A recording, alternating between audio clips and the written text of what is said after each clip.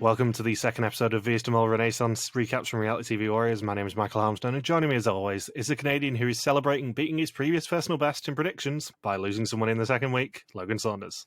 Good afternoon. Good afternoon, Mr. Saunders. How's your week been? It's not been my favorite week. My mom got quite sick, so she's not doing too great right now, but she's on the road to recovery, which is Good. which we're hopeful. We're hopeful it's on the way to recovery. And then, and before, social distancing was because of COVID, but now social distancing and being outside is being forbidden right now because the air quality is not so good because of all the fires in Oregon and California. So probably next couple days or so, they want everybody to try and stay inside as much as possible. So essentially what you're saying is this weekend has been the cherry on top of a pretty poo-poo week. Yes, to borrow a reality TV reference, yes. And even worse for you, you did lose Nadja. Yeah, that's the worst part of this whole week.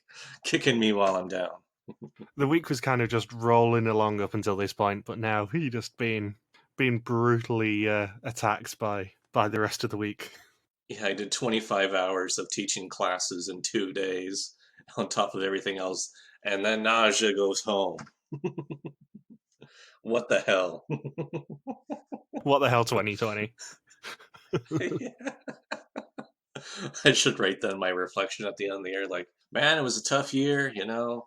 There was coronavirus really prevented me from doing what I wanted. My girlfriend's in the Philippines, and the government didn't let her in or out of the country for over 7 months, so I didn't get to see her for a very long time. My mom got really sick for a little bit. Didn't really get to see much of my friends even within town because of coronavirus. And then Nadja went home in the second episode of Was the Mole. God damn it. So anyway, The Mole. Yeah, that other show, that is the escape from the hellfire known as 2020. Turning this episode from a chat show into an actual reality TV podcast. Previously, 10 old mole contestants returned for a second shot at actually working out who it was, this time in Italy, where they met each other and searched for mirrors in a Tuscan village before trying to dupe the production team in a name game. 5 old moles imparted their knowledge, tricking 7 of the players, while Horace managed to get some money for the group. Not that they've exactly acknowledged that yet.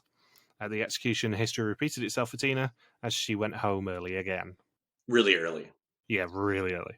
And Rick starts the episode by saying that everyone's wondering who has the advantages and the money, but yet again the treasurer will get a deciding role in how to fill the pot. I think last week you said that they did 3 days in the first episode, but yet we begin this episode on day 3. Yeah, it was the start of day 3 that Tina went home. Oh, so they probably just started the second round like right away? Yeah, we actually begin episode 2 with the afternoon of day 3, and they kind of confirm that. Because the start of it is someone, I think it was Ron saying that they all got bundled into a van and driven through the Tuscan countryside in the afternoon. So the implication is Tina's execution was first thing, and then they went, right, round 2 begins now. That's odd. They really love to condense filming for Was the Mole. Because the implication was that Nadja went home, like, after a week as well, from what she was saying to Rick at the end. So this could have been actually a super long round with maybe 1 or 2 days of break in the middle. Interesting. So as I said, they all get forced into a van and driven through the Tuscan countryside in the afternoon, presumably of day 3. And Rick says that they will take a walk in 2 teams along winding roads a few kilometres apart and walk towards each other. At the start, they can take worthless rocks, but along the way, they can trade them for valuable ones. To make any money, they have to meet each other within 45 minutes at a point where the value of their rocks will be multiplied. If they meet anywhere else or not at all, they will earn nothing for the pots, and the maximum value of this challenge is an utterly ridiculous €2,222.50. That's going to be fun to say for the total group pot total at the end of each podcast for you. Oh, believe me, it's already crossed my mind, because I'm not best pleased at them for that. The dicks. They love to have just one challenge in a season that ruins my life, and they put it in episode 2 this time just to ruin it further. Renaissance. Arg. So yeah, I saw the name of the challenge. I can't even remember what the challenge name was, but I saw the name of the challenge and the maximum pot, and I'm like, are you actually kidding me? They did a very similar challenge to this in the Japan season, didn't they? Yes, that was something I was about to mention. They did indeed do the stretcher challenge, which has been reused, at least in Australia, if not a couple of the others. American one did it in season 5 with the trail. Don't make me turn these rocks around. Where two teams start at opposite ends of a path, usually much longer than 2 kilometers, which I'll get to that in a minute, and have to walk towards each other carrying sandbags on a stretcher. And there are various points along the way where they can meet up and get money for the pot. However, this is, yeah, as you said, an adaptation of those challenges. Instead, they just have to trade their rocks for stones worth money. And this being Was Tico Mole, most of those stones are going to be worth €5. Yeah, the values aren't too high. It's so cheap. Like, the fact that they have a maximum prize of a little over €2,000 for this challenge is irritating at best. But then you consider that the actual rock value was 1,270 to make it work, and they didn't even make the maths easy for themselves because they added in a 1.75 times sign as the highest one. Just make it 2. Make your life easy. Make it easy maths. Make it actually work with the banknotes you have. It's not difficult. Instead, you can just be like, "Oh, okay, so you made 197." Or they say like, "Oh, you made €202 and 50 cents in this challenge." Well, we got to round it because we don't have those notes, so you earn €200. So you just say production €2 and 50 cents. Like, they're just not making it easy for themselves, and I don't understand why. They're designing it so they're making it almost impossible for the pot to crack €10,000 again. That's the thing, we're a quarter of the way through the season now. The pot is horrendously low anyway. And that's with a huge bonus. Like going into that last task, I didn't even think money would really be up for grabs or reasonably up for grabs. Like I saw the possible amount and I was thinking, man, oh man, they're on pace for like €5,000 by the end of the season. Yeah, the maximum prize they could have won by now, if all had gone well, was €10,722 and 50 cents. And I'm really going to get very tired of saying "and 50 cents" for the rest of the season. Why don't you just round up like Rick does? Because I'm not Rick. I have the virtual cash, and I'm going to keep handing out the much better mole money than China, which is something I didn't mention last week. Thank God they went back to properly designed notes, because the China ones were awful. This is a conversation I've been having on Instagram this evening. So yeah, they split up into 2 groups. The group of 5 is Peggy, Nadja, Tico, Euro, and Nikki, and the group of 4 is Ron, Ellie, Horace, and Patrick. And I do have to ask, and this was more visible than anything when we started the challenge and when we saw Rick's introduction to it, but why was Tico dressed like a character from Zoolander? Maybe he's a big Ben Stiller fan. He genuinely looked like he could have been an extra from either of the Zoolander films. I forgot there was more than one. Yeah. Didn't they do a sequel like 20 years later? Yeah, inexplicably there was indeed a Zoolander sequel a couple of years ago. And it's just as terrible as you would imagine it is. What? Do you mean doing a sequel to a comedy 20 years later didn't pan out that well? No, it's really weird. And I know you think this as well, but the mole has got to be in that group of 5. Yeah. You have 4 reasonably sensible people, or 3 reasonably sensible people, and Ron on one side, and then you have Peggy, who's inherently suspicious, Nadja, who was inherently suspicious, spoilers, Tico, who plays for the team normally, but is still a little bit suspicious, Rowan, who is trying to make himself suspicious, and Nikki, who's very, very, very suspicious. You have all those 5 people on one team. That team's going to be the one that suffers. And they still were like the last to make it, even with having the extra person to carry things. And Patrick says that Ron seemed drunk because he was swaying left and right and almost fell in a ditch. I think this episode just proves why Ron really wasn't cut out for Georgia. Can you imagine this Ron being part of the entire Georgia season? Because I can't. During the suitcase challenge, when he tries to throw the suitcase, he would fly along with him into that pile on the suitcase train. I think it's fair to say that this episode proved why Ron was an early boot in Georgia. But when you're on Vidum Renaissance, oh, you can make it to the end game. So, yeah, the group of 4 get on with it. The group of 5, not so much. And in fact, the group of 5 take 8 minutes to decide what to do to begin with, and finally depart with a little under 37 minutes to go. There's so much mulling on that side. I can't even begin to dissect how poorly they performed in this challenge. Because this is a challenge where it's not an all or nothing thing. Like, this is a challenge where you're going to earn some money. Like, it's pretty easy to rack up, a few dozen euros here. I mean, well, there was a maximum of over 2,000. Yeah, also the only thing you do have to bear in mind is the fact that this course was not that big compared to the stretcher challenges in previous seasons. The stretcher challenge traditionally is between about 5 and 10k. This was 2k and 45 minutes. So they could have dawdled, and they definitely could have stopped at the 1 3/4 time sign. Like, when I go really slow for a walk, like if I'm feeling really sick or I'm walking with somebody or like stopping to look at animals on the path or something at a park, like 20, what is it, 25 minutes probably. And this is an area with lots of hills. So an area with lots of hills for a 2 kilometer route, if I'm with somebody, I'm not trying to speed up or anything, that takes me about 25 minutes. Even though I am a terrible athlete and an even worse runner, even I don't take that long to cover 2 kilometers. Yeah, and you got to think there wasn't really that like they said, oh, there's some hills now, but anytime they showed footage, that all looked pretty flat to me. Yeah, obviously the weight slows them down a lot, but not really that much split between 4 or 5 people.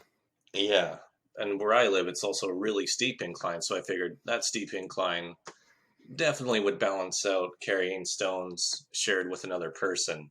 Yeah. So they barely made it, didn't they, to the meetup point? They had 3 minutes left at the end. Yeah, so 42 minutes to go 2 kilometers, and even with some, let's say you waste about 10 minutes on discussion, if you're really bad at it. Oh, man. I think even worse, the course was actually 2 kilometers total, so I think they met up pretty much at the midpoint. So 42 minutes to do a kilometer, unless I'm mistaken, which I'm sure someone on Twitter or Instagram will correct me as soon as they hear this if I am wrong. But I'm pretty sure that they said it was a 2 kilometer course, and therefore they met up pretty much halfway. That's so bad. There was a ton of moling in that challenge. There had to be. Like, you should be able, if you're not the mole, after that challenge, you should have it down to 4 suspects. Yeah. If you're within your own group, it's like, well, if it's not me, I think it's one of the other 4 of us, because it just took us 42 minutes to go 1 kilometer, and we only earned 17 euros in the process. Yeah. So the group of 4 come across a pile of €5 stones, with the transfer being 2 of those €5 stones for 5 of the worthless rocks. Obviously, the slabs that are worth money are a lot heavier than the worthless rocks. That's kind of the point of this challenge. And Ellie, being Ellie, realizes that you can't trade the blocks when you fit them up, so they need to be careful with what they trade. On a normal season, she'd be 100% correct. However, this being Vidum Renaissance and obviously being done on the cheap, there's only 3 points where they can actually swap any worthless rocks, so you might as well just go for as many as you want. Because the fact of the matter is, the €25 ones are no heavier, they are the same size from what I could see, and they're also much nearer to the trade-off point. Yeah, and the fact that they were all expecting a ×2 zone based on the numbers they were seeing. Yeah. They did not expect to be duped with getting all the way to the end. I say all the way, even though it's only a kilometer. All the way to the end, and it being a 0.5 time zone. No, the producers were 100% trolling them by putting the half the money sign right in the middle. However, 1.75 is a pretty good trade-off, and I probably would have stopped there. Even if you're expecting a 2, you've kind of got to assume there's going to be a lower one before you see a 2. And looking at the time limit, they probably had about 8 or 9 minutes by that point. You go, maybe we'll make the other team come to us with this. But they wouldn't have made it. It would have been close. I think they probably would have made it. I don't know. If it took them 42 minutes to get the 1 kilometer to the 0.5 zone, I can't imagine the bigger group getting to the next, the 1.75 zone in just 3 minutes. Let's be honest, there wasn't much difference between them getting nothing at all and them getting the half times. They end up with €96.50 for this challenge. That's like the cost of a Ryanair flight. Yeah, and Vidum Renaissance doesn't even require you to pay €1 to go to the bathroom. Yeah, at least you hope they don't. Well, yeah, you'd hope. So Ellie also spots a yoker at the bottom of her basket and manages to sneakily nab it without anyone seeing. And Euroan complains about the weight almost immediately. It all gets a bit too heavy for Ron, so the group of 4 had to stop as well. The group of 5 nearly walked past their group of 5 Euro stones. Nadja also spots a yoker in her basket at that point and manages to sneak it past everyone. And in the biggest twist of the entire season so far, Peggy is actually allowed to speak. Yeah, I was like, oh, well, by process of elimination, I know who everyone else is, so that has to be Peggy speaking. And I think we kind of realise why Peggy hasn't spoken yet. She's not a brilliant confessionalist. No, she definitely is more of a summarizes what happens as opposed to providing any insight or commentary. It's like, we did this, and then I was like, oh, that's interesting. And then this happened. And then both groups find another pile of 5 Euro stones and barely decide to trade. And the group of 4 find a pile of gold stones at a trade of 5 rocks for 1 block, and they are worth 25 euros each. Nikki struggles with her solo basket, and Peggy agrees to help her, which means that Peggy is completely off Nikki's list. And the group of 5 also completely miss their 25 Euro stones, which is 1,000,000% a sabotage. Yeah. I was amazed. I'm like, how do they not notice that huge freaking pile of rocks? I mean, I don't know about you, but if it's taken me 42 minutes to walk a kilometer, you would think that they're stopping and being observant enough to see a huge pile of rocks. It's not like they're zooming by it or sprinting past it by any means. I have a theory on that, and obviously you're going to mock me mercilessly, but Nikki is still my number 1 suspect, obviously, and isn't it convenient how Nikki starts struggling just as they're about to pass the 25 Euro stone pile? So you're saying she was distracting everybody, or maybe somebody else in that group thought, oh, Nikki, are you struggling? Let's all tend to Nikki, but let's keep moving at a very slow pace past these pile of money rocks. It was very convenient how Nikki and Peggy took the very outside line away from the pile of 25 Euro rocks. I think that's a very interesting development. You have so much tunnel vision right now, it's not even funny. I know, but the problem is there were a couple of bits that Nikki did this week that I'm like, yeah, you're definitely sabotaging. The thing is, it's just me. I'm either going to be absolutely right from minute 1 of episode 1, or I'm going to be horrendously wrong and it'll be very entertaining. There is no middle ground here. So the group of 4 find the 1.75 times sign, while the group of 5 find the 1.5 times sign. The group of 4 find a half sign right before they meet up as a group. The group of 5 contributed a huge 35 euros to the group pots, and the group of 4 160, and they could have found 1,270 euros of stones. Per person? Or as to total? I was trying to work out how many of each stone there were, but, it's far too many, and I couldn't be bothered. So on like a points-based challenge, they got about 11%? They managed to find 15.4% of the stones. That's not good. And if you divide it amongst like the 2 groups, what was the percentage that group 2 would have had? Like 2%? The group of 5 got 18% of them. Oh, I see. So if you split, like group 1 got 82% of the share and group 2 got 18% of the share. Yeah. So they got 18% of the 15%. Yeah. So that would be like 2 or 3% contribution. And that's not even factoring the 0.5. Yeah, it's 2.7% of the total amount that could have been picked up in this challenge, which is 1270, was actually brought in by the group of 5 people. That's got to be the lowest percentage overall for a challenge on Vidum, and that's saying a lot based on the past few seasons. This really feels like one of the lowest scoring challenges possible ever, until you cast your mind back to China, where I think we had a 21 euro win. Oh, was that the photography challenge? No, that was the truck escape rooms. Oh, yes, when they were locked in the trucks and there was the puzzle to get out each of them. Yeah, I think it was 21 they won in that challenge. Well, this is 17 for group 2. So yeah, they managed to get 97.5 euros out of a possible 22,222.50 for the challenge, but Rick, being benevolent and the fact that they don't have any euro notes lower than 5, rounds it up to 100 euros. He also congratulates a couple of people for finding things along the way, leading to Tico refusing a search. And then Horace be looking very, very surprised and shocked. They found what? What could they have found? Did they find the other 1,800 euros that we didn't earn in this challenge? It's not like we're flooding this game with yokers knowing there could be a black exemption in the game by the end of this episode. And he also asks who the treasurer is, and Nikki nearly jumps in, but it's still Patrick officially. And I must say, it is a little bit bullying for them to try and search Tico, because he's wearing all his earthly possessions, guys. Yeah, like if they make Tatter anything while they're searching him, like that's all he's got. That's tramp shaming. And Peggy says in a confessional that she thinks someone might have been moling in this challenge. You think? 2.7%. There's a 2.7% chance someone wasn't moling. I would say there's a 98 or 97.3% chance someone was. And I know, as you mentioned last week, that we have kind of acknowledged that we've started recording the South Africa Belgian Mole season. But it's night and day comparing this season to the Belgian Mole ones in terms of there is nothing but challenges in this episode. There is a little bit of bond forming, and that's it outside of the challenges. We go straight from the first challenge to the second challenge. There's nothing in the middle. Yeah, they don't really do any additional like sightseeing or group scenes. It feels less like an adventure and more like a game show if you look at the Dutch version compared to the Belgian. Yeah, I think that's a good analogy. So that evening, Rick meets them in Pienza for the laser assignment.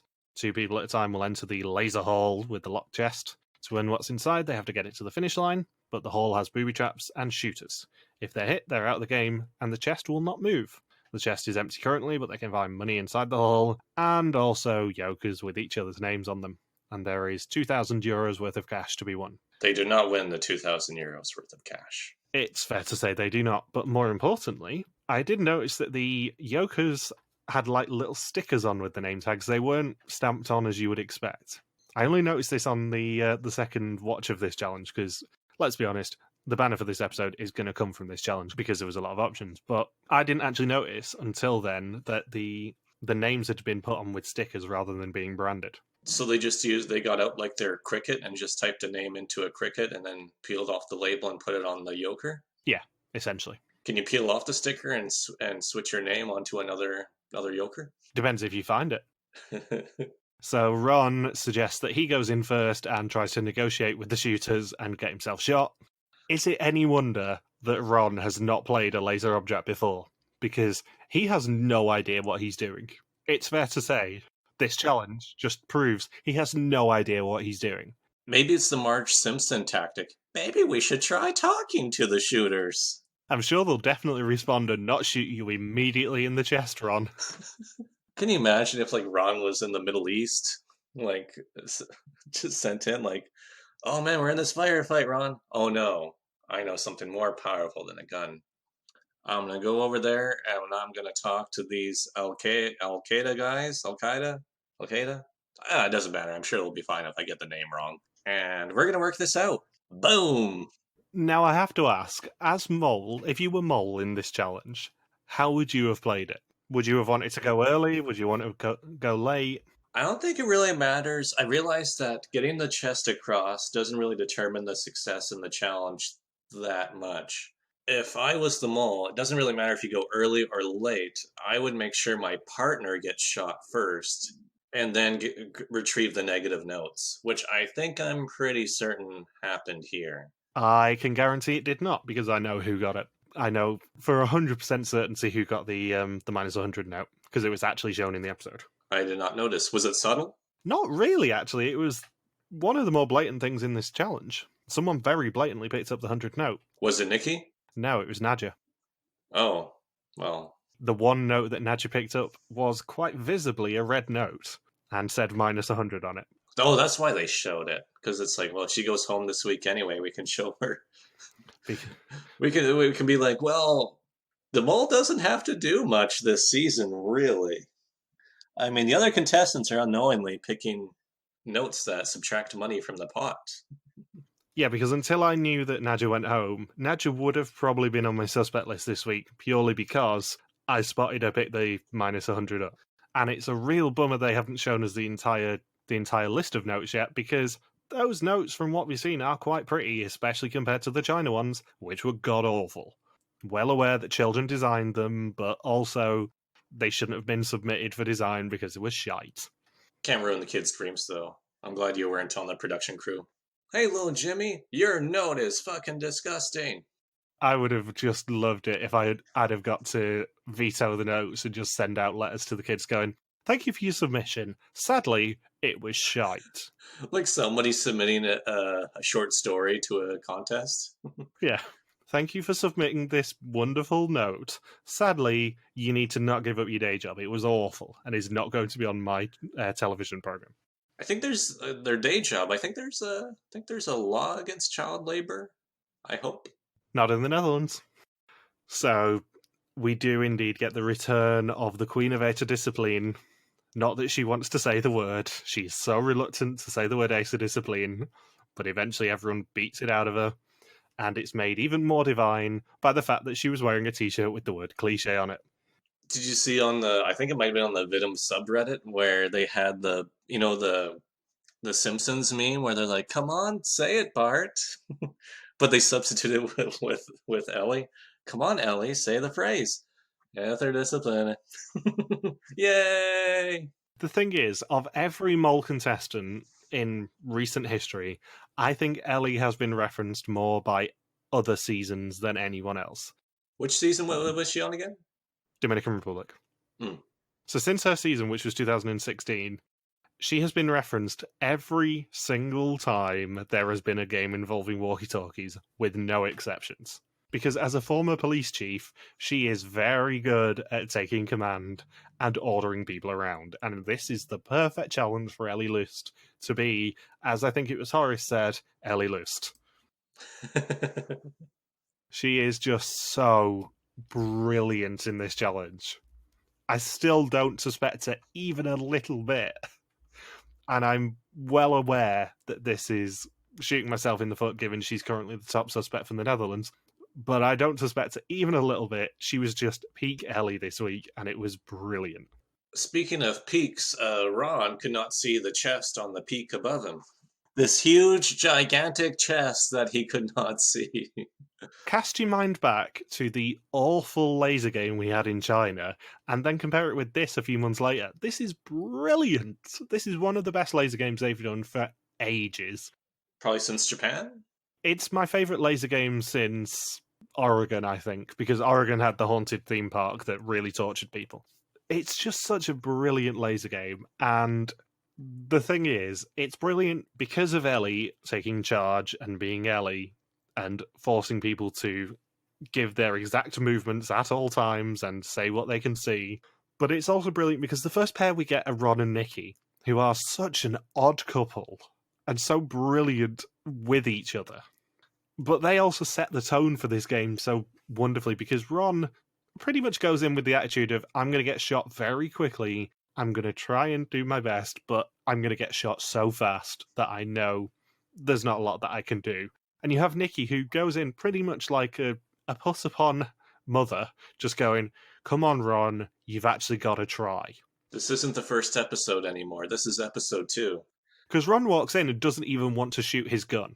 He wants to be unarmed. He'll be the first person to do a laser game unarmed. Voluntarily unarmed. He just wants to get through it on merit. Yeah, that's the attitude we get from Ron as soon as he walks in, is just, I have this laser gun, I'm not going to use this laser gun. Are there actually, it's like, imagine if he had a real gun, he'd probably be the one to look through like the end of it and be like, are there any bullets in this thing? Why isn't this thing clicking? Wonder what happens if I take this back thing off. Ah! Yes, Ron just gets exposed to lasers. And as soon as Nikki starts moving the chest, shooting begins. And they also find some bolt cutters on top of the chest, which will definitely come in handy if they can ever be arsed cutting a tripwire.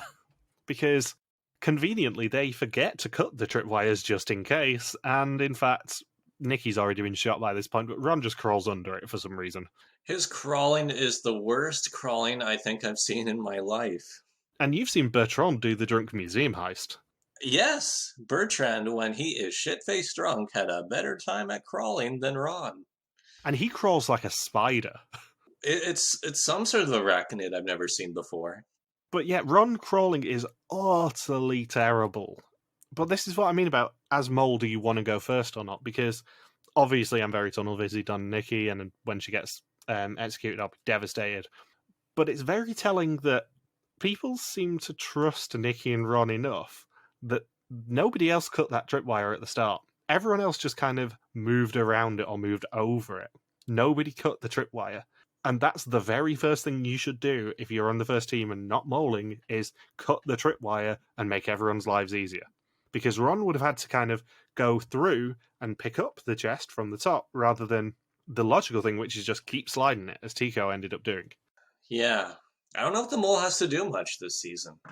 I'm not sure the mole needs to do much, but I definitely think that Nikki was subtly moling in that bit. She got shot super fast, but she also made herself a target super fast and left Ron on his own to ruin everything. And they made the shortest distance of any pair, I think. Even though they had the most potential because everyone else could see them on the cameras as soon as they got past a certain point. Very important point, that. So that's the best place to do any moling. But also, between the pair of them, everyone seems to kind of trust them a little bit, and it meant that the first tripwire didn't get cut. Nikki picked up a massive €75, I believe, and she was the only person other than Horace to pick up any money that wasn't negative, Nadja, and actually get it into the box. But also, they really didn't do much recon for the rest of the team. No, they did not. Because that's basically the traditional role of the first person or first pair up, is to do as much recon as is physically possible and try and help the rest of the team. Yeah, you don't necessarily have to go that far. No, those two didn't do any of that, and they still didn't go very far. They performed the worst of any of the pairs. And I'm including Nadja's minus €100 in that. So yeah, Ron is just a complete dope that him and Ellie interacting is utterly divine when he's on his own, because he just does not listen to Ellie's instructions whatsoever. And then he immediately gets shot after going over the tripwire, leaving the box on top of the thing that you've got to crawl through. Like maybe 6 feet from the entrance. Yeah, not that far. And Peggy and Patrick are the next to get sent in. She said she wanted to pair it with him because she trusts him. And Patrick was so laser focused that he didn't even look for money or rewards in the first 10 meters. Laser focused? Yes, deliberate term. So laser focused, he didn't even look for money or rewards in the first 10 meters, which suggests that Nikki and Ron didn't make it more than 10 meters. Which, thanks to the protestations of a woman on a quiz who got very angry with me, I know is the height of 3 basketball hoops stacked on top of each other. I can't remember whether I've ever told that story. I don't think so. A couple of years ago, I was on a cruise from Beijing to Singapore, and there was kind of a progressive trivia. So there was 5 days, and your score carried over. And there was one day where there was a question that was, what's the height of a regulation basketball hoop? We said 10 feet, because that's the correct answer. And she, because she was from New Zealand, said it's 3.1 meters. The correct answer was 3.05 meters. So the quiz host decided to put it to the audience and say, do you want me to accept 3.1? Because she's rounded up. Pretty much everyone, including me, said no. And she came up to us afterwards and said, notice you were cheering against us for the basketball question. I said, yeah, you got it wrong. If you're going to put it in meters, you've actually got to, be correct. And she said, you're not going to apologise then? I said, well, no, because you were wrong. And she went, okay, has been noted. And then just walked off. And for the maybe week left of that cruise, she gave me evils every time she saw me. In public, at a quiz, everything. And in fact, when her and her very meek and mild son won a quiz a few days later, she turned round and glared at me when she won, like I cared that you won a keyring. It was for a keyring? Yeah, she was so bitter, and it was very funny. But that has been noted was basically the catchphrase of our entire holiday. But the even better thing is, after talking to the quiz host at the end of that day when the basketball hoop question came up, because we got friendly with him, said to him, yeah, there was a woman who came up to me afterwards and accosted me for the basketball hoop question. He went, I think I know the woman. She tried to convince me that Russia was the largest country in the EU yesterday. I got very angry when I said, no, it's not. I don't think Russia would be allowed in the EU. Now, Russia 100% isn't in the EU, and it certainly isn't the largest country in the EU, because that is France. But yeah, in summary, if you're playing a quiz against me, don't get bitter, because I will start telling stories about you 2 years later on a podcast about Dutch television. Okay, that has been noted. Thank you. That was a great response. So, Peggy finds a yoker for Horace, but immediately gets shot straight after, but still manages to put it on top of the box, so he can still claim it later. And Patrick finds €100 and 3 yokers, but puts them in his pocket rather than the chest, because the chest is far ahead of him, and then gets shot with all 4 of them in his pocket. And then Tico and Horace are sent in third. Tico shoots a shooter and then finds the chest, putting Horace's yoker in it. And as he pushes the chest on, he gets shot. And then Horace crawls along in the team's vision and starts actually cutting booby trap wires like a normal person and finding money, but then gets shot quite near the end. And I have it on pretty good authority. Horace managed to bank 5 separate notes in this challenge. So he did like 90% of the work? Yeah, according to what Nikki said at the start, she banked 75, although we never see how much she actually banked. And Horace banked the rest. He banked 5 different notes, apparently. That's not really a team effort in this challenge. They did better trying to find the yokers than they did the actual Euro notes. Yeah, 5 of the 9 yokers were found. That's quite impressive. And why? That's the thing that confused me. It's like, you don't want the yokers to be found. Why are you claiming them? There's a 1 in 9 shot that it's going to be your yoker, and an 8 out of 9 chance that it's someone else's yoker to put you at a disadvantage. However, if you find someone else's yoker, you don't necessarily put it in the box. You maybe throw it over the fire that was prominently featured in this challenge. Which is what I would have done. I would have managed to find a way back to the fire, or just put someone else's yoker in my pocket. Because we know for a fact that Patrick found at least 2 other people's yokers and put them in his pocket. Which is actually a good sabotage if you're a player. Yeah. So Nadja goes in on her own in 4th. She doesn't have the wire cutters because they're on top of the box, so she actually has to crawl under the wires till she gets to the chest because Nikki and Ron forgot to cut them. And she finds money but is shot, putting it into the chest. And then Euron and Ellie are the final groups to get sent in. Ellie gets shot almost immediately, leaving Euron to finish the job. He pushes the chest across the line to win the challenge. And they barely get he barely finishes the challenge. I like how close the finish line was and just how dramatic it was to get those, I want to say it was like 2, maybe 3 steps. And it's like, they may not actually finish this. He may get shot on like the very last step. I like how they put all the budget into the pyrotechnics in this challenge and made the exit a rope. It was literally just a rope line on the floor. That stood out to me too. I was expecting it to be a bit more distinguishable, a bit more official. I don't know whether it's just me with being conditioned over the past few months to watch a lot of Belgian Mole, but Vidum just feels so cheap. Because it looked like the rope was flexible. Like, it didn't feel like it was stable, and it was. Yeah, it was a wavy line when he crossed it. It'd been kind of moved out of the way. I wonder what would happen if he was shot like on the rope. It just feels like they take 2 steps forward with really good production values, and then 1 step quite far back when it comes to stuff like a rope. Like, couldn't they have taped something down on the floor? Like, taped a red line? Yeah, or even just put some sort of thing, or a barrier? Yeah, something either side of it just to make it distinguishable rather than a big red rope on the floor. Yeah, like they could have had like a mini wall or something for him to scale. Maybe something that's only like 1 or 2 feet high at the most that he just has to step over. Some sort of lantern or something just to distinguish it in the smoke and the shooting. Because when he goes across, he's like, am I out? Was that red rope the finish? He's not sure. No. Like, I think it's pretty important for your contestants to know whether they're done the challenge or not. He was like, was that rope it? Was that the exit? Yeah, but that goes back to another argument that I know I had last week, and it is much better this week. But still, Dutch Mole has a terrible problem at the moment with being super unclear to both us as the viewers and the players. Like, in 2 of the 3 challenges this week, Rick actually, for once, told us how much the money was. Ish. He said over €2,000 for the stone walk, and he said you can win up to €2,000 in the laser game. He never did that in China at all, which really got on my nerves, as you might know if you ever listened to those episodes. And for once in Dutch Mole, they actually showed a graphic on screen for this challenge. It was limited, and it wasn't brilliantly helpful to us as the viewers, but they actually showed a graphic for once.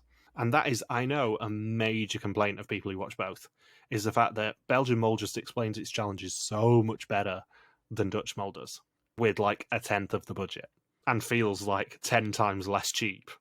Is it because they have to put all their money into paying off the talents that are competing?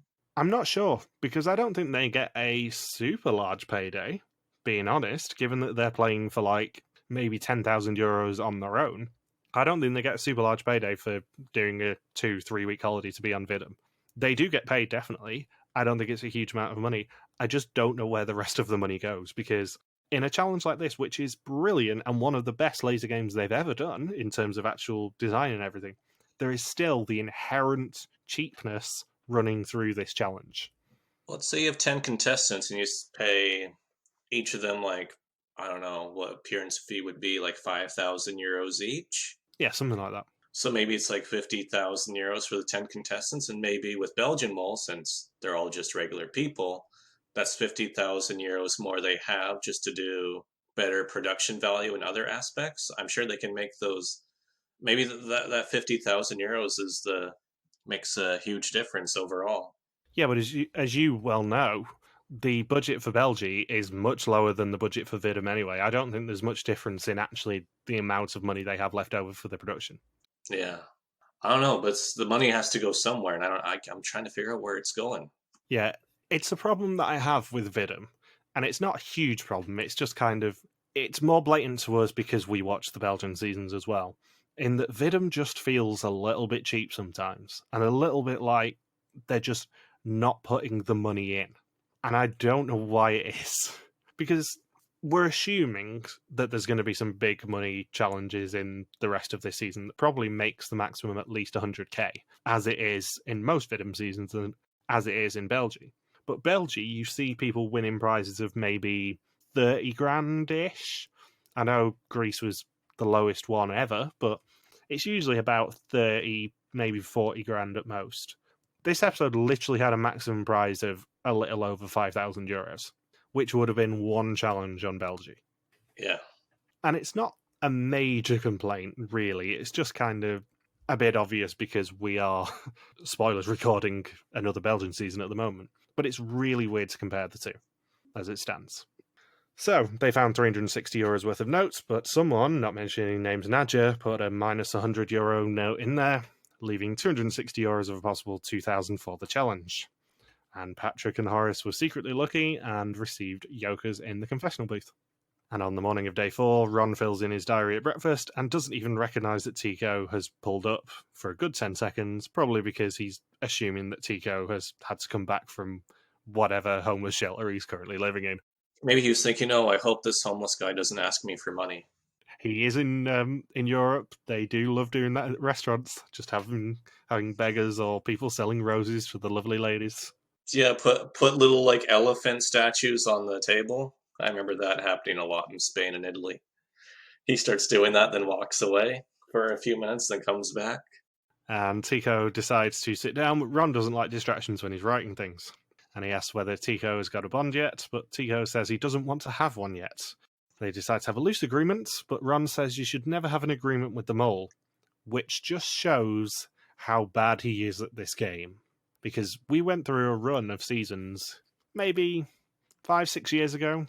There was a good 3 or 4 seasons in a row where the person who won the season was the person who also had a bond with the mole and knew the most about the mole, because the whole point of the show is knowing the most about the mole. And 2 years ago, I believe the person who spent the most time with the mole also won. It's not a terrible thing in the slightest to have a bond with the mole, as long as you know that they're the mole. And it's something that Ellie also says later in the episode, is that she's like, I don't want to have a bond with the mole. Well, why? You should definitely try and have a bond with the mole because you get most information about the person you're searching for. And you'd probably catch on to them very quickly if you have a bond with them. And also, more importantly, if you have a bond with the mole, then you are not competing with another person to have the knowledge of the mole. That's the important thing. Yeah, because no one else will have that. Will have the information. Some of the information is critical for the quizzes. That the person who has the bond is the only one who has access to it. By the end of the season, 2 people will be taking a 30-question quiz on the identity and actions of the mole. Some of those questions are going to be quite obscure, and having a friendship or a bond, or whatever you want to call it, with the mole may get you 1 or 2 extra answers, which could be enough to push you over the top. It could be a question like the mole's blood type, which probably doesn't come up in polite conversation, but you should never rule out having a bond with the mole, because you never know when a bond with the mole's going to be helpful. That's my soapbox argument. And Ron has a major oversight when he's revealing all of his suspicions to Tigo because you pan the camera about half an inch to the left, and there's Horace who's been sitting there the whole damn time. You got Horace just eating a yogurt, getting information. You know what's even better than having a bond with the mole is having information delivered to you without even asking for it, without even trying to have a bond with the mole. It's just dropped onto you on a silver platter. It's like Horace isn't even playing the game or trying to, and he just gets this huge gift of, oh, okay, I guess I know Tigo and Ron's suspicions and all the information that they just shared for the past 20 minutes without either of them looking a half an inch in my direction. I'm starting to think that maybe the mole didn't have to do anything with them not seeing those stones in the first challenge this episode. If they can't see Horace, a person who they have spent the past 7 days with, not even like 2 tables over, but at the very next table on the same side of the table that Tigo was on, if they don't even notice him, I have very low hopes for them in the coming episodes. Yeah, I just want to say this now, that if there is a pervasive attitude of you don't want to have a bond with the mole, that is the wrong attitude to have and should not be promoted on this show. You should always be trying to have bonds with everyone, and bonds with the mole especially. And the faster you realise who the mole is, the faster you get a bond with the mole, the faster you can pretty much guarantee you are going to be walking away as the winner of the mole. It is not a dirty thing to have a bond with the mole. Oh, and don't give up free information to somebody you want to be eliminated. Well, yeah. And this isn't actually, weirdly, a topic that has ever come up on our mole podcasts, is the fact that it grinds my gears when people go, oh, you shouldn't have a bond with the mole, you should be honourable. Well, it's not a game about honour. It's a game about information. And ruling someone out from getting information from them is why you keep losing this show. End of rant. Ron is just not catching on how to play Vidum. No. Information is currency in the mole, and you should never cut off a pipeline to information, because that is how you end up in a taxi in the middle of Argentina trying to save your in-game life by defusing a paint bomb. So, on the morning of day 4, Rick meets them at the Peruzzi Bridge. He gets Nadja to ask the group a question about the Netherlands that they'll definitely get right, and she chooses to ask them what the national anthem is. In pairs, they have to ask questions to each other that they'll definitely know the answer to. The pair with the most correct answers will get the chance to win a black exemption. The treasurer will not be part of a pair and will get a special role later in the challenge. Patrick, as treasurer, gets to pick the pairs. He chooses Peggy and Tico, Ellie and Eurowan, Horace and Nikki, and Ron and Nadja. He also gets to distribute the categories officially. However, they are all the same category. It's all Italy. And they can also earn €1,500 for the pots. Not that Rick ever says that until the end of the challenge, much to my irritation. Horace and Nikki are up first. Horace asks the questions. Nikki doesn't know much about Italy, and Horace finds it really hard to think of anything to ask. Italy. Italy. I literally, before seeing any of the other pairs, wrote down a list of the sort of things you ask. You ask capital city, food, culture, landmarks, literally anything. It's not difficult. As long as it is tangentially related to Italy, you ask the damn question, even if it's spell Italy. And we learned that Nikki's strongest suit is not geography. No. Although, she's not the only one. No. The thing is, as Mole, you've kind of got to try and guarantee your treasurer before this challenge, because the Mole cannot have an impact on this challenge at all unless they're the treasurer. Which is pretty much why everyone was jockeying to try and be the treasurer before this challenge. Yeah, this is one of the few seasons where being the treasurer is important. Yeah, they really seem to be bringing back the tradition of the treasurer being the one who makes decisions. We haven't seen it for a little while, but it seems to very much be playing into this season. Which is very interesting, because I've not officially ruled Patrick out, but Patrick is quite low on my suspect list, I will say. And I feel like he's not going to be treasurer for much longer. I think the mole is going to end up being treasurer at some point and ruining the season for the participants, at least. For us, it's great TV, so I don't care. And then who's our next pair? So the second pair are Tico and Peggy. Tico asks the questions, and they do much better. And then Ron and Nadja are third. Ron asks the questions. Nadja thinks Portugal is above Italy. They do badly. That's when you know it's like, I guess we're not getting a black exemption. And then in probably the second best challenge ever for Ellie Lust, she gets to just interrogate your own for 2 minutes. Italian interrogation. Like, literally, you could have moved this from the bridge to a room with a spotlight. And one-way glass. Yeah, Ellie would have been almost as at home there, I think. She rocked this challenge. It was brilliant to just see her basically fire off as many questions like, who killed him? Who killed him? Who killed him? Where were you on the night? Are you the mole? Tell me the goddamn truth for once. And yes, I am imagining Ellie Lust as kind of a 1950s noir detective now. You're gonna get nothing from me, copper. Just chewing on a cigar. But yeah, this is the challenge that Ellie Lust was born to be a part of, and unsurprisingly, her and Euron win it. By like 30 questions. What's the capital of Italy? Where does the Pope live? Who is the Pope? Yeah, because let's be honest, nobody was going to compete with Ellie's rapid-fire questioning style. That is how you get criminals off guard.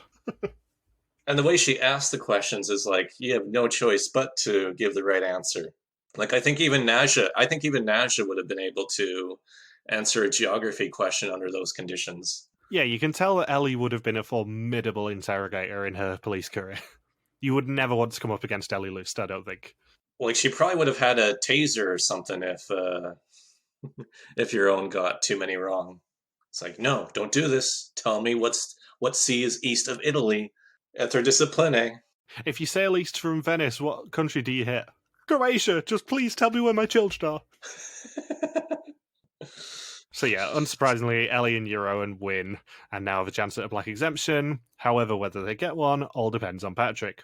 He can either choose €1,500 for the pots, or a black exemption for the three of them to share, and decide who plays it and when. He chooses the €1,500, which more than doubles the pot so far. Which means you're definitely not the mole, because that would have been so easy to justify. Oh, I mean, black exemption sounds pretty damn good. I think the three of us should get it. I mean, that's what I think most contestants would have gone for, the black exemption. Is it really a choice? That's the thing, because I know I'm harping on something we've already mentioned, but this show is very cheap. €1,500 is not a choice when it comes to having a power of some description, albeit a power that everyone knows you have and could be wielded at any time. But having the power gives you the power, and it means that people will come to you and start making a deal. That's basically what he sold down the river for €1,500 in this challenge. Which, again, more than double the pot. Maybe he was thinking this is the best chance to earn some money after 2 episodes. I think it's fair to say that Patrick is not very suspicious to me at the moment. He dropped down to the bottom of my suspect list as soon as he took the money. Sadly, he's on my team, but... Yeah, I just don't see how you could be the mole and take the money in that situation. It'd be the biggest, like, by taking the money, you're now single-handedly responsible for 65% of what's in the pot after 2 episodes. That's not a mole. Yeah, the only reason that I can see the mole building up the pot this early in the season is if there's a challenge later in the season that drains the pot. But that's the only reason that Patrick isn't completely off my suspect list yet. Because he was still a little bit suspicious last week. Not nearly as suspicious as, like, certain people, but he was still at least a little bit suspicious. So yeah, they earn €1,500 of a possible €1,500 for the challenge, 1,860 of a possible €5,722.50 for the episode, and €2,610 of a possible €10,722.50 for the season so far. I'm already so bored of saying it 50 cents. So yeah, afterwards Patrick explains to Ellie that he doesn't entirely trust Euron and wants all the yokers out of the game, and Ellie says that she had an understanding with Tina, but they both know how that went. Patrick suggests a bond with her as a 4-eye principle, as she observes people in a different way than everyone else. And she says she's worried about making a bond with the mole. Again, you're wrong, Ellie. I love you dearly, but you're wrong. And they make an agreement to bond post-execution if they're both there. And it's now time for the test. 20 questions on the identity and actions of the mole. Whoever knows least goes home, except for the mole who's gone home before, but cannot go home this time. Ellie says it's tricky still to pick a mole, but she's ruled out Ron and Euron. She plays her Yoker. Ron suspects Nikki and Horace, then Peggy and Ellie. He relegates Ellie and puts Tico in there just to spread. Peggy suspects Ellie because she was in control and because of her job. She suspects Nadja too, but she was a bit obvious in the rock assignment trying to sabotage. Horace suspects the people in the group of 5. He plays a Yoker as well. Nikki suspects Nadja as she's so tough to read, it's like she has a double agenda. Nadja has crossed off Ron, Tico, and Yaron, and she plays a Yoker. Yaron says Tico's being weird and takes the initiative a lot in challenges. Tico says he's switching moles a lot. Horace keeps teasing him, but he doesn't want to share any information with him. And Patrick says that he has a few people on his list, but Peggy's at the top, and Nadja is also a suspect because she did sabotage in at least one challenge, and he plays a Yoker. And they arrive at the execution with one less chair than they need. Someone has to sit next to Rick. They suggest it should be Patrick as treasurer, but it actually ends up being Ellie. And when Rick arrives, he says that by picking that seat, Ellie is exempt from the execution. Random. Very random on the surface of things, but actually, from what I've seen, it might play into next week's episode. There is a rumor of them kind of adapting the Yoker on the Run challenge. Oh, from Belgian Mole in Mexico? Yeah, and Ellie getting some sort of special challenge role at the start of the next episode, so that's why she had to be exempt. And Peggy, Patrick, Nikki, who celebrates breaking her record, and Tico all get green screens before Nadja is the second person sent home. And Ellie asks for the first hug as her roommate. I guess there's a non-elimination one the first 2 episodes of... was first episode a non-elimination in Colombia? Because that was the 4 people didn't have to see their screen? Yeah, because it was Evie going home in the second episode, and then Nikki in what ended up being the start of the 4th episode, but should have been the 3rd. Right. So that's why she was celebrating. She just survived the first 2. I forgot she was second person gone. Yeah, she was technically second person gone, but she didn't go until episode 4. So Nadja says that she chose something at the last minute, which is dangerous, and she couldn't spread anymore, even though it was week 2. She didn't spread? No, she said she didn't spread. What the hell? Renaissance my ass. My God. Don't want to bond with the mole. You don't see Horace in the chair. You don't see the stones with the euros. And then you don't spread on the second quiz? It's fair to say that Nadja's Renaissance will not be televised.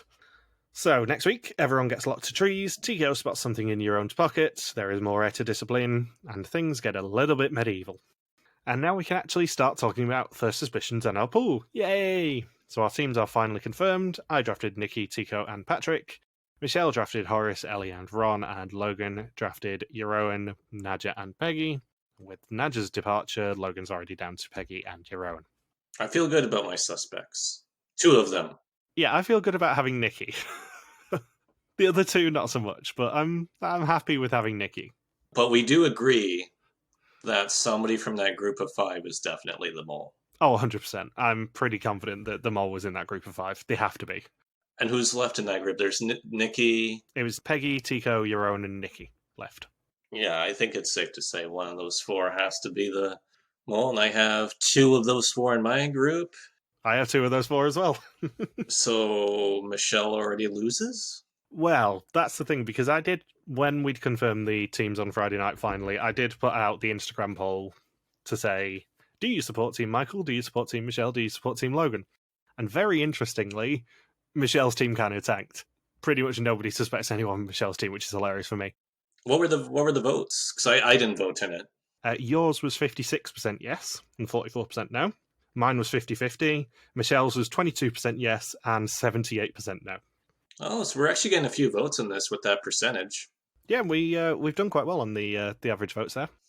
Interestingly, though, and I apologise to people who hate stats, because I'm about to reel some stats off, thanks to the First Suspicions list, and thank you to everyone who did submit them, I have done a bit of analysis. So if you ranked someone the most suspicious, they got 9 points on this list, then 8, then 7, all the way down to 0 for last. I did keep Tina in there just on the off chance that she somehow managed to get brought back, but also on the off chance, more importantly, that it just gives everyone a free last place. However, not everyone did put a last place, which is very interesting. Logan's team is the most suspicious with an average score of 5.55.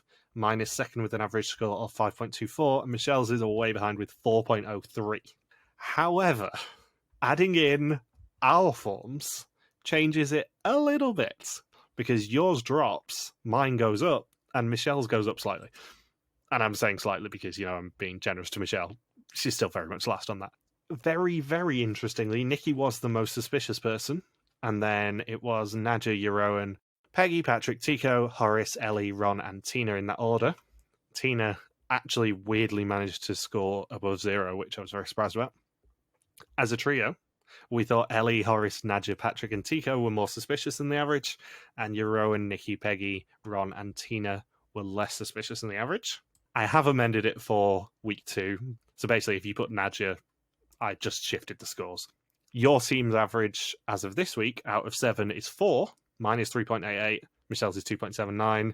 Yours drops to 3.75, taking into account our ones. Mine stays exactly the same, weirdly, at 3.88. And Michelle's goes up to 2.95. And finally, for stats, Horace is the only person that we think is more suspicious than the average as of this week. Math's over. Kaboom! Yeah, I will keep doing that every week because it is actually very interesting to see whether our predictions line up with everyone else's, for me. And I must say, Horace might drop in suspicion when everyone votes again. So thank you to everyone for voting. If you didn't, then you are dead to us. You are as dead to us as Ron is at figuring out how to play Was the Mole. Ashes to ashes, dust to dust. If you didn't vote on our first suspicions poll, you're dead to us.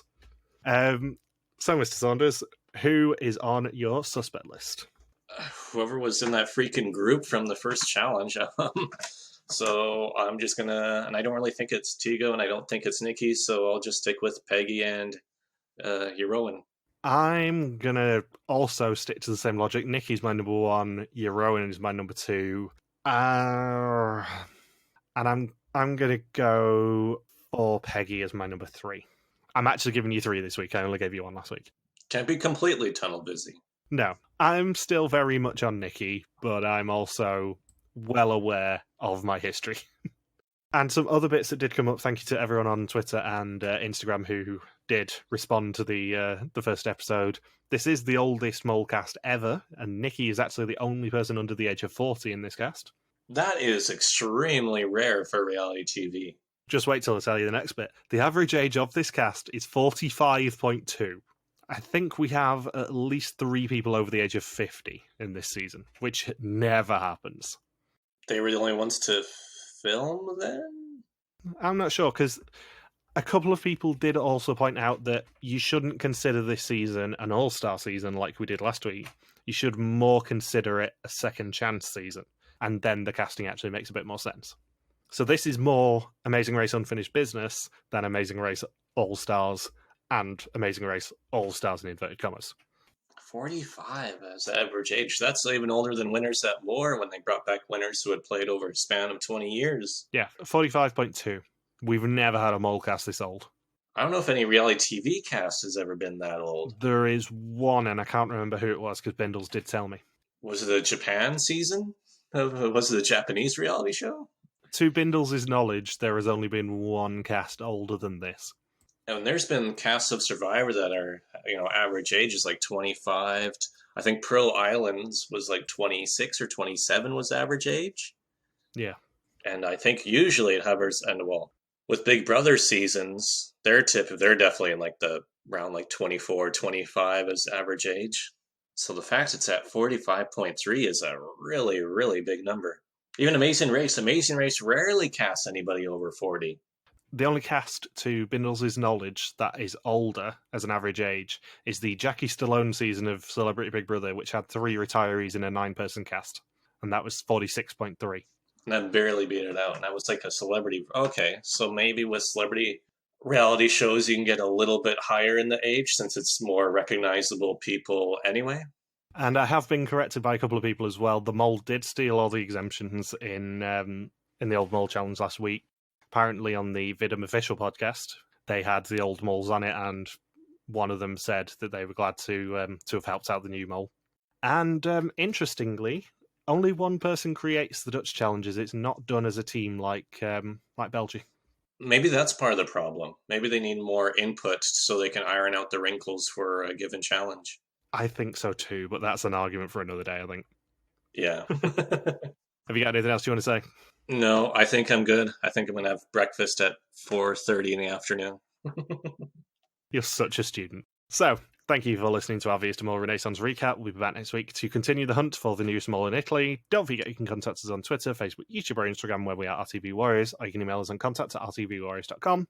Logan is on Twitter at LoxSuperQuacky, and I am MJ Harmstone. Thank you as always to Marika for the subtitles, and we will see you next week. Peace out and just chill till the next flavoring.